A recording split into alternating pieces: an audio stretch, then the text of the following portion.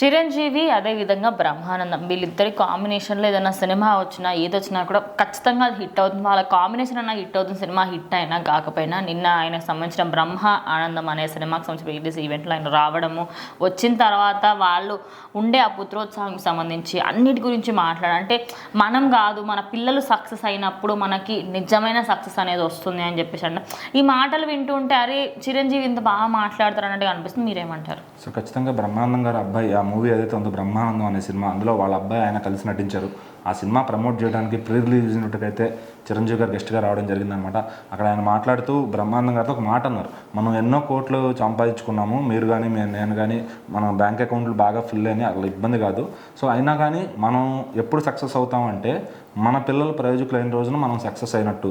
మన బ్యాంకులో ఎక్కువ కోట్లు ఉంటేనో మనం ఏదో ప్రాపర్టీస్ సంపాదించుకుంటేనే కాదు, మన పిల్లలు ఏ రోజైతే ఒక పై స్థాయిలో ఉంటారో ఆ రోజు మనకి పుత్రోత్సాహం అని చెప్పి ఆ రోజు మనకు గౌరవంగా ఉంటుందని చెప్పి ఆయన చెప్పారనమాట.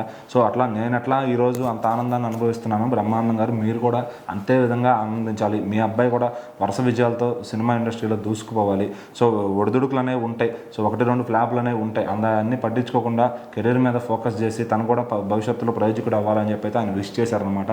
సో మరి ఇంత కల్మషం లేని వ్యక్తిని మరి చాలామంది కూడా వేరేగా ఏదో మాట్లాడుతుంటారు, సోషల్ మీడియాలో ట్రాల్స్ చేస్తూ ఉంటారు.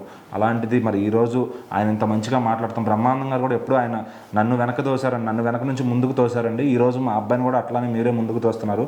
సో మరి మీరు ఇంకా ఇలాంటి వాళ్ళని ఎంతోమంది అభివృద్ధిలోకి తీసుకురావాలి, మీరు బాగుంటే ఖచ్చితంగా ఇంకో 10 మంది బాగుంటారు అనే విధంగా అయితే ఆయన చెప్పారనమాట. సో మరి దాంట్లో ఏంటంటే బ్రహ్మానందం గారికి చిరంజీవి గారికి ఉన్న బాండింగ్ అది ఖచ్చితంగా మరి వాళ్ళు ఇప్పుడు ఆయన రావాల్సిన అవసరం లేదు, బట్ ఆయన బ్రహ్మానందం గారే సరిపోతారు. బట్ వాళ్ళ అబ్బాయిని ఏదో ఇంకా ఒక మంచి సినిమా తీసినప్పుడు దాన్ని ప్రమోట్ చేయాలంటే ఖచ్చితంగా ఇంకో 10 మందికి అంటే రీచ్ అవ్వాలి అంటే చిరంజీవి గారు లాంటి హీరో వస్తే బాగుంటుంది. మరి వీళ్ళకున్న రిలేషన్ కానీ వాళ్ళ చిన్నప్పటి నుంచి ఆ అబ్బాయిని ఈయన కూడా చూస్తుంటారు కాబట్టి సో ఆయన కోసం తప్పకుండా ఆయన సినిమా కోసం అయితే చిరంజీవి గారు కథలు వచ్చారు. మరి ఈ సినిమా ఈవెంట్ తర్వాత బ్రహ్మానందం అనే సినిమా కోసం అయితే జనాలు భయంకరంగా వెయిట్ చేస్తున్నారని చెప్పాలి. ఎందుకంటే ఒక మంచి ఎమోషన్స్ ప్లస్ కామెడీ కలగలిపిన సినిమా రాబోతుంది. మరి బ్రహ్మానందం గారిని చాలా ఏళ్ళుగా అంటే ఇన్కంప్లీట్గా చూస్తున్న ఆడియన్స్కి ఈ సినిమాలో ఫుల్ లెంత్ కనిపించబోతున్నారు. సో మరి అది ఎంటర్టైన్మెంట్తో పాటు కాస్త ఎమోషనల్ కూడా చేయబోతున్నారు. సో మరి బ్రహ్మానందం సినిమా ఎలా ఉండబోతుందని February 14 తెరపైనే చూడాలి.